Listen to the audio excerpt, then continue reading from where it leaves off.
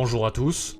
Vous m'avez manqué! Aujourd'hui nous allons parler du sujet pas du tout polémique qui est le conflit russo-ukrainien. Je vous préviens tout de suite, je ne vais pas être neutre et objectif. J'ai ma propre interprétation du conflit. Si vous voulez voir un documentaire qui ne s'occupe que des faits et uniquement des faits, je vous conseille la vidéo sur le sujet de la chaîne Trouble Fait. Elle est d'une qualité impressionnante, à ce niveau-là c'est plus du journalisme, c'est un travail d'enquêteur. Il recense tous les moindres faits qui se sont déroulés, avec un souci du détail digne d'un artiste. Le tout parsemé de dizaines de sources en description. C'est de loin le travail d'information de la plus grande qualité que j'ai pu voir actuellement sur YouTube. Je vous mets le lien de son travail en description. Bien, mais maintenant mon avis sur la question. Je vais résumer de manière rapide. L'Ukraine génocide les populations du Donbass depuis plusieurs années, et ce sous les yeux de l'OTAN, qui a laissé tout ça tranquillement se dérouler. OTAN qui voulait installer ses bases et ses missiles en Ukraine, mais tout va bien, c'est pour la paix. Quand les Russes mettent des missiles à Cuba, c'est monstrueux, c'est une déclaration de guerre. Par contre, quand c'est les États-Unis qui veulent mettre des missiles en Ukraine à 5 minutes de Moscou, là par contre c'est tout à fait normal. C'est ce que doit penser en tout cas le crétin moyen. Donc évidemment, Poutine a envahi l'Ukraine, à la fois pour arrêter le génocide du peuple russe au Donbass, mais également pour faire en sorte que l'OTAN ne s'installe jamais en Ukraine. Et là évidemment les journalistes s'en sont donnés à cœur joie. Le méchant Poutine, il est fou, il va attaquer l'Europe,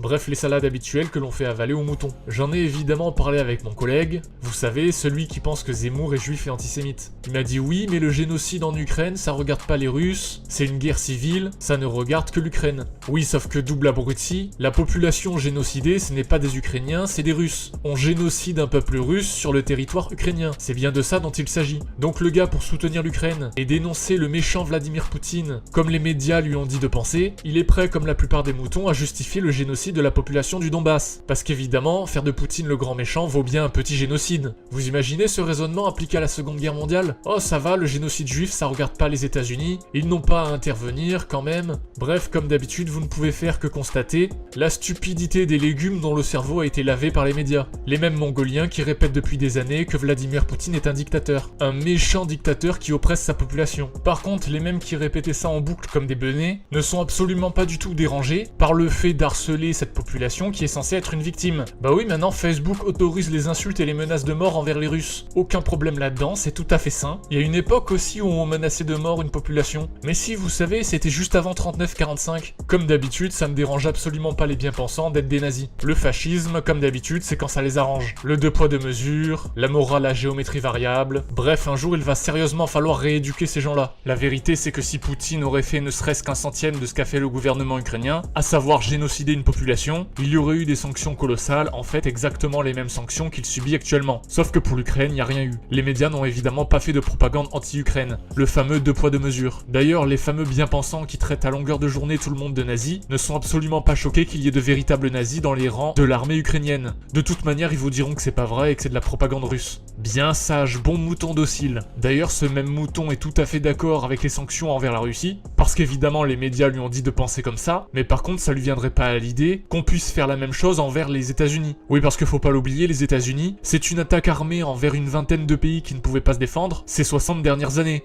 C'est honteux!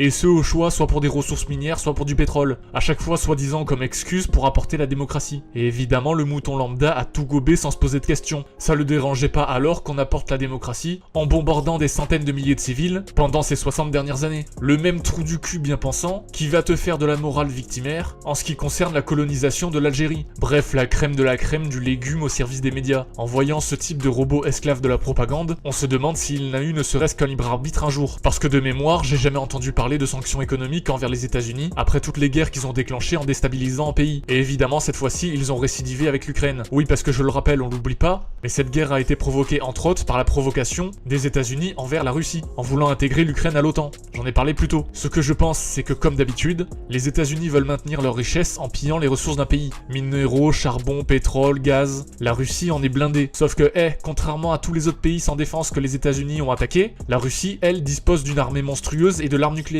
Donc les États-Unis n'impressionnent pas Poutine, car ce n'est pas une serpillère comme Macron qui dilapide son pays au profit des plus riches. Là-bas, quand les riches essaient d'enculer le peuple russe en délocalisant, voilà ce qui se passe. Depuis, l'économie est devenue une préoccupation présidentielle, tout comme les faillites occasionnelles. C'est le cas de l'usine Proletarsky, un fabricant d'hélices de navires qui ne parvient pas à se maintenir à flot. Les employés et les dirigeants attendent le soutien de Vladimir Poutine. Ce dernier a déjà aidé une usine de ciment de la région qui avait été fermée par son patron du jour au lendemain à cause de profits insuffisants. Mais Poutine s'en est mêlé. Lorsque j'ai annoncé ma venue, ils s'agitaient tous comme des cafards.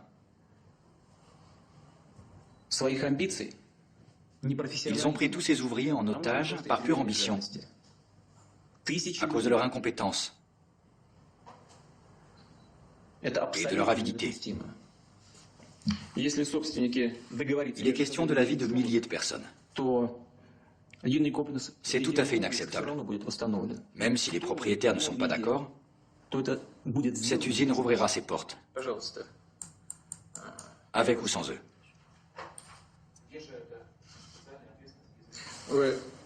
Est-ce que tout le monde a signé l'accord? Deripaska, vous avez signé? Je ne vois pas votre signature. Venez signer l'accord.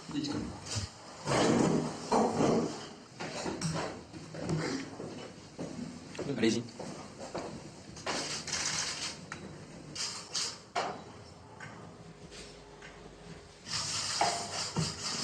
Rendez-moi mon stylo.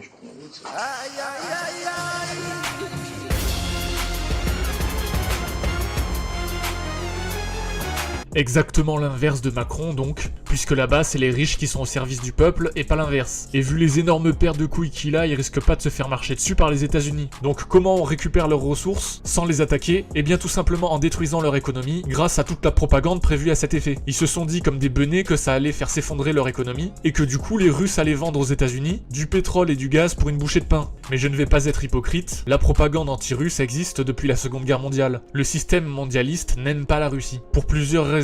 La première, c'est que la Russie n'est pas soumise à l'oligarchie mondiale. C'est un pays qui n'a quasiment pas de dette, et ça plaît très peu à l'oligarchie. Parce que pour rappel, la dette c'est un moyen de tenir un peuple en esclavage, au profit de la gigantesque pyramide qu'est le capitalisme. Pour rappel, la dette c'est un moyen de truquer les lois du marché. Quand une chose est trop chère et que personne ne peut l'acheter, eh bien en tant que vendeur, vous êtes obligé d'adapter votre prix en fonction de la bourse des gens. Sauf qu'en inventant le système de la dette, on permet ainsi de vendre des biens ou des services plus chers que possible, contre une promesse d'esclavage ou de travail sur plusieurs années. C'est-à-dire faire de l'argent sur un travail qui n'a pas encore été effectué. Comme je l'ai expliqué, c'est un moyen de soumission, un moyen de plier un peuple à l'esclavage. On s'assure ainsi qu'un peuple n'est pas esclave au jour le jour, mais aussi esclave pour les années à venir, pour le dit remboursement de la dette. Et je referme la parenthèse sur la dette. Bien donc le peuple russe n'a quasiment pas de dette, donc il n'est pas soumis, il n'est pas esclave. C'est aussi un pays imperméable à la bien-pensance. Là-bas, pas de progressisme, pas de wokisme. Et là aussi, c'est un frein au système pour la division et l'asservissement du peuple. J'ai déjà fait une vidéo sur le sujet concernant l'utilité du progressisme au service du capitalisme pour la division du peuple. Vidéo nommée Les progressistes, les pantins des riches. Allez la voir. Bien du coup, pour toutes ces raisons, la Russie est un pays libre, à la fois sur le plan économique et à la fois sur le plan de la pensée, libéré du progressisme et du wokisme. Alors de toute manière, tu n'as pas trop le choix, mais est-ce un mal? Est-ce qu'on a vraiment besoin du progressisme et du wokisme? C'est une question rhétorique, ne répondez pas. Bien donc pour résumer, on a un pays riche, sans dette, non contrôlable par la morale, et blindé de ressources en charbon, métaux, pétrole et gaz. D'ailleurs, la Chine prévoyait que la Russie devienne la première puissance économique mondiale. Mais enfin bref, ce pays ne peut pas être envahi pour ses ressources, car il possède une armée gigantesque et la frappe nucléaire. Donc comme je l'ai expliqué plus tôt, on l'attaque au porte-monnaie. On essaie de détruire sa monnaie qui est le rouble, pour résumer, pour que celui-ci nous vende tout simplement ses ressources à pas cher, afin de faire face à la crise économique terrible qui touche l'Occident, pour faire face en fait à notre inflation, en la compensant par les ressources d'autrui. En effet, il faut continuer d'approvisionner le peuple occidental, avec de la bouffe et des merdes en tout genre, pour que celui-ci continue d'accepter d'être un esclave et ne se rebelle pas, et ainsi pouvoir continuer de maintenir le système, pour que les riches puissent continuer de se gaver quelques années encore, alors qu'on arrive à la limite de consommation des ressources terrestres. Voilà mon interprétation, elle est simple et efficace. N'hésitez pas à débattre en commentaire et surtout à partager. N'hésitez pas également à liker, vous abonner, et vous pouvez me retrouver sur les réseaux sociaux ici présents. Merci à tous et à la prochaine. Ciao!